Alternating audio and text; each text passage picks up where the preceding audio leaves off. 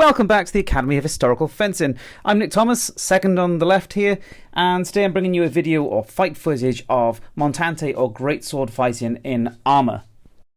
Now, if anybody is familiar with the use of the Montante or the greatsword in HEMA, you're probably used to seeing lots of twirling, spinning around, huge cutting arcs, that kind of thing. And that's because a lot of Montante usage is to do with fighting multiple opponents, often with shorter weapons, trying to sort of use area denial and that kind of thing, protect objects.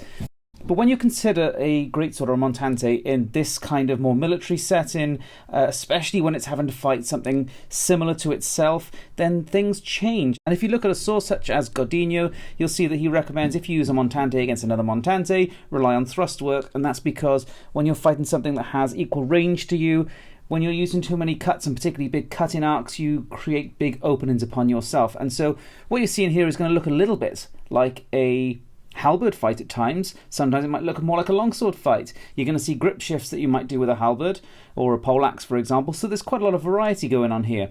Now, these swords were commonly used in the 16th century when partial or half armours were really common, and that's what we're practicing with here.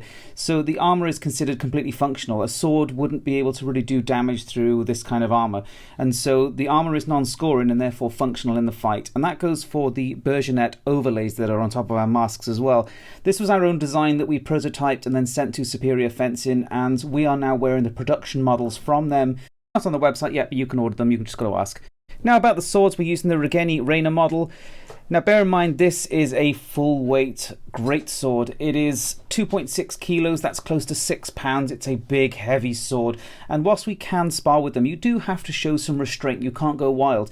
But do remember, as I've said with these swords, when you're fighting something of a similar reach, you're not going to be using huge cutting arcs as you would against somebody with shorter range weapons or trying to deal with multiple opponents and that kind of thing.